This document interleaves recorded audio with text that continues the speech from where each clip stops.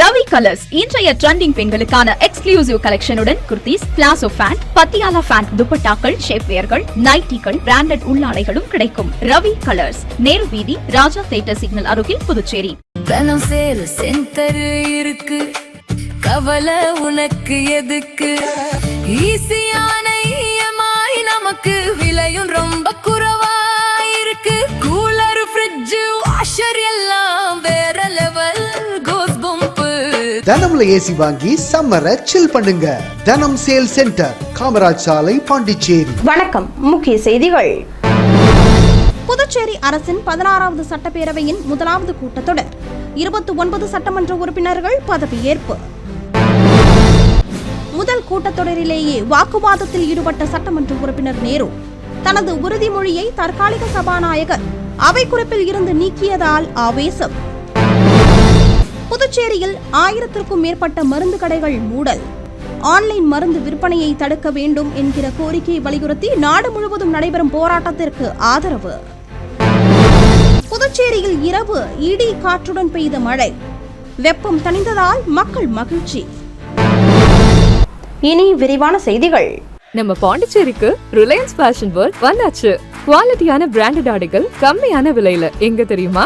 அண்ணா Salai, Ratna theatre பக்கத்துல இருக்க நம்ம ரிலையன்ஸ் ஃபேஷன் வேர்ல்ட் தான். இங்க கலெக்ஷன்ஸ் எல்லாமே ட்ரெண்டுக்கு ஏத்த மாதிரி இருக்கு. 1999 ரூபாய்க்கு மேல பர்ச்சேஸ் பண்ற அனைவருக்கும் Cello brand kettle, John Players duffel bag மற்றும் அமெரிக்கன் டூரிஸ்டர் ட்ராலி பேக் போன்ற பரிசுகளும் இருக்கு. பிராண்டட் ஆடைகள் வாங்க அண்ணா சாலை ரிலையன்ஸ் ஃபேஷன் வேர்ல்ட் வாங்க. Reliance fashion world, Anna Salai, Ratna theatre அருகில், புதுச்சேரி. புதுச்சேரி சட்டசபையில் முதலமைச்சர் ரங்கசாமி உட்பட சட்டமன்ற உறுப்பினர்கள் மே 20ஆம் தேதி பதவியேற்றுக் கொண்டனர். புதுச்சேரி அரசின் 16வது சட்டப்பேரவையின் முதலாவது கூட்டத்தொடர் மே 20ஆம் தேதி காலை 9:30 மணி அளவில் சட்டப்பேரவை வளாகத்தில் நடைபெற்றது. இதில் தற்காலிக சபாநாயகராக நியமனம் செய்யப்பட்டுள்ள அண்ணா திராவிட முன்னேற்றக் கழகத்தை சேர்ந்த அன்பழகன் தலைமை தாங்கினார்.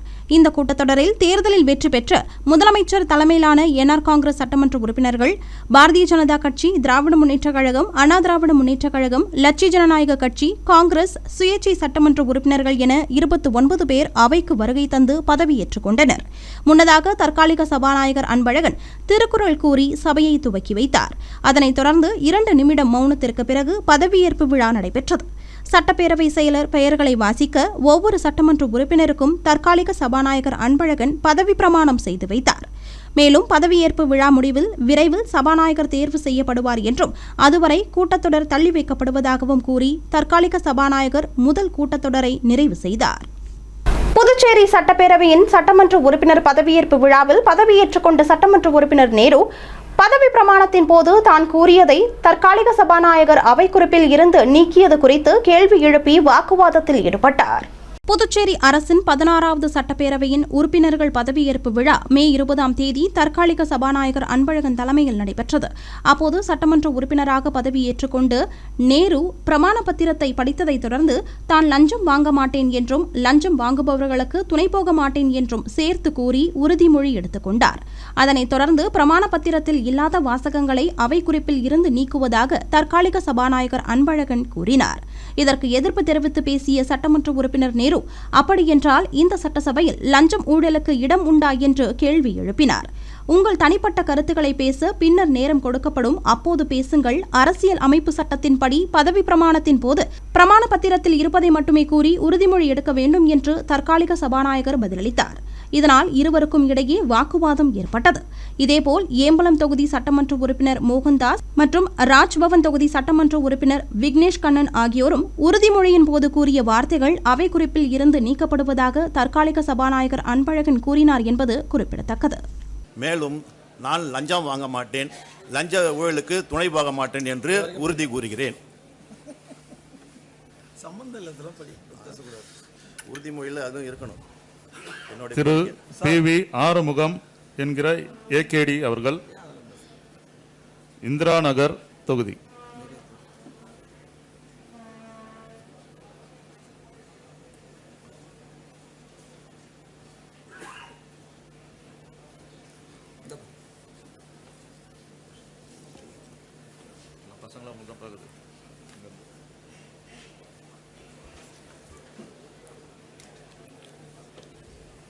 உறுப்பினர் நேரு அவர்கள் உறுதிமொழி எடுக்கும் பொழுது உறுதிமொழி பத்திரத்தில் இல்லாத ஒரு வரியை பேசினார். அதை சபை குறிப்பிலிருந்து நீக்கிவிடுவோம். அதெல்லாம் அப்புறம் பேசலாம்.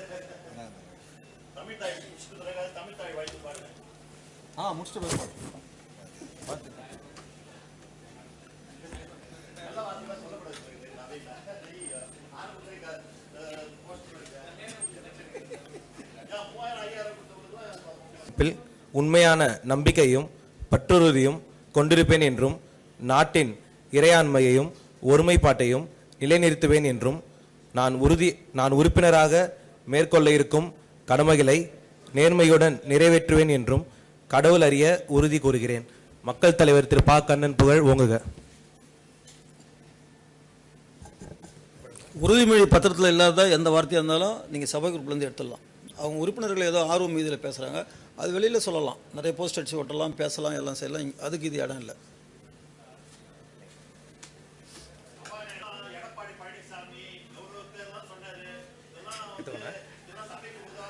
அது சபாநாயகருடைய உரிமை. சபாநாயகருடைய உரிமையில் தலையிடுவதற்கு உறுப்பினர்களுக்கு எந்த அதிகாரமும் இல்லை.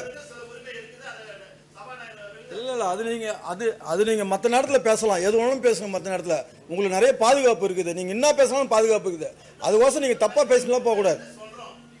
திரு டாக்டர் சட்டவிரோத ஆன்லைன் மருந்து விற்பனையை தடுக்க வேண்டும் உள்ளிட்ட கோரிக்கைகளை வலியுறுத்தி நாடு முழுவதும் நடத்தப்படும் போராட்டத்திற்கு இணங்க புதுச்சேரியிலும் 4 பிராந்தியங்களை சேர்ந்த 1000க்கும் மேற்பட்ட மருந்தகங்கள் மூடப்பட்டுள்ளன.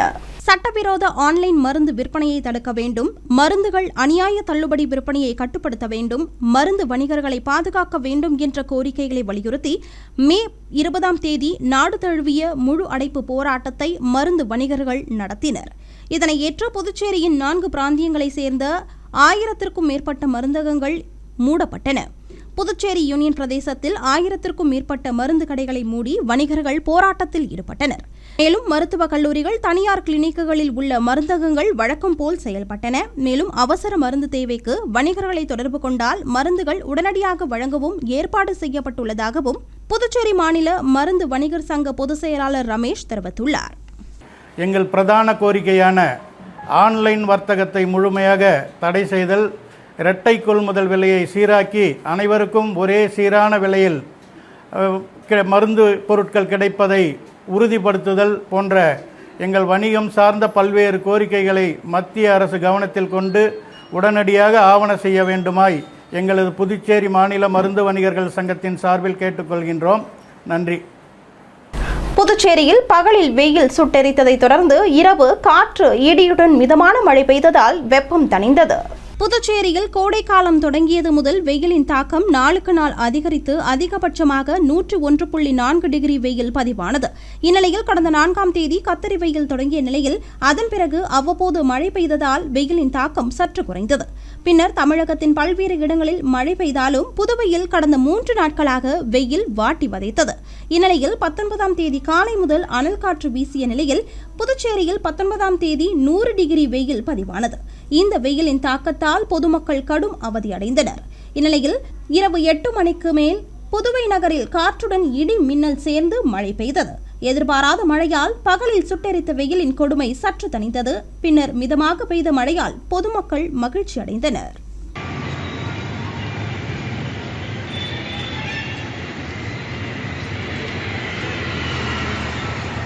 புதுச்சேரி அரசின் 16வது சட்டப்பேரவையின் முதலாவது கூட்டத்தொடர் தற்காலிக சபாநாயகர் அன்பழகன் தலைமையில் நடைபெற்றது.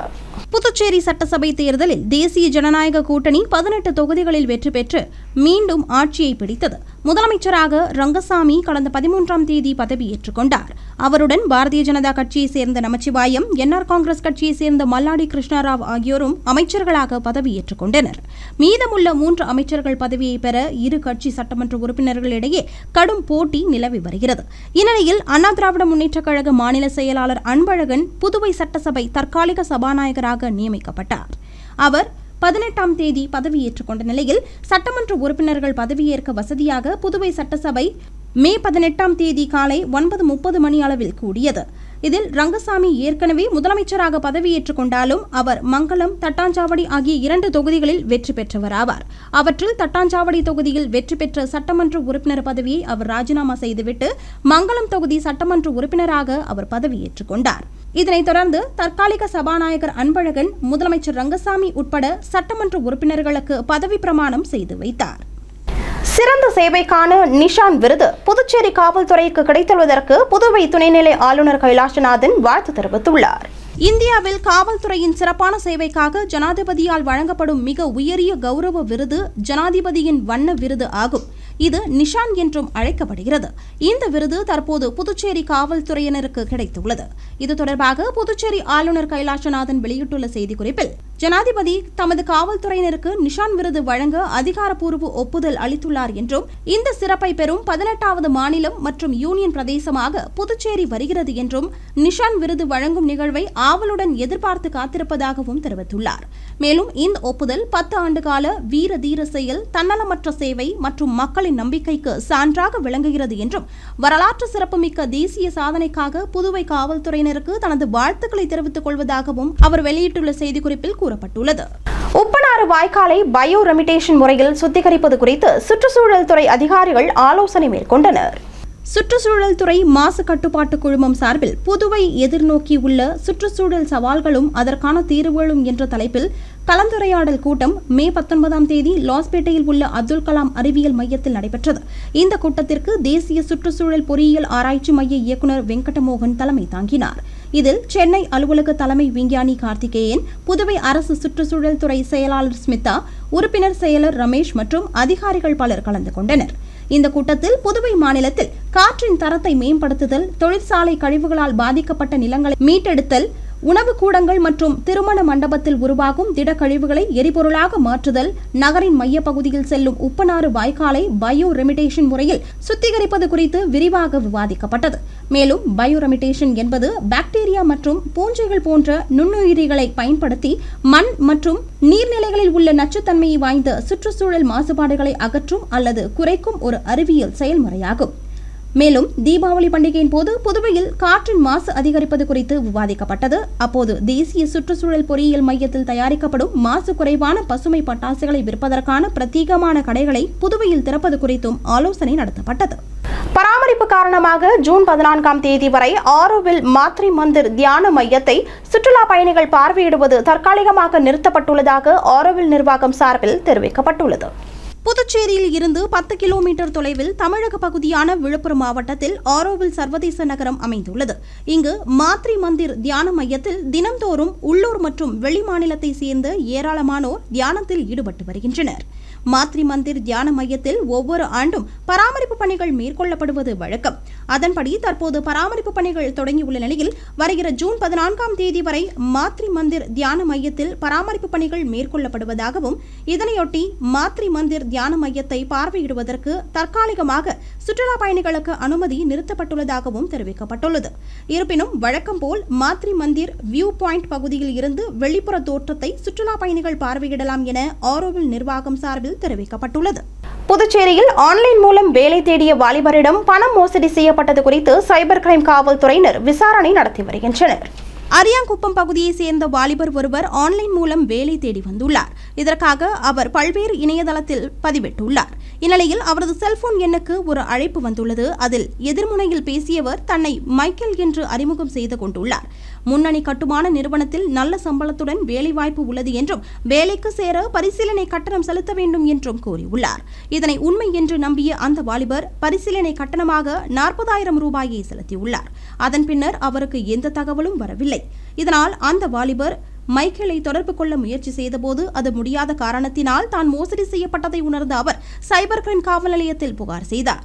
இதேபோல் புதுச்சேரி கோரிமேடு பகுதியை சேர்ந்தவரிடம் 10,000 ரூபாயும், அரியாங்குப்பத்தை சேர்ந்தவரிடம் 80,000 ரூபாயும், காலாப்பட்டு பகுதியை சேர்ந்த பெண் ஒருவரிடம் 30,000 ரூபாயும் ஆன்லைன் மோசடி செய்யப்பட்டுள்ளது. புதுச்சேரியில் மே 18ஆம் தேதி ஒரே நாளில் 4 பேரிடம் 1,60,000 ரூபாய் மோசடி செய்யப்பட்டுள்ளது.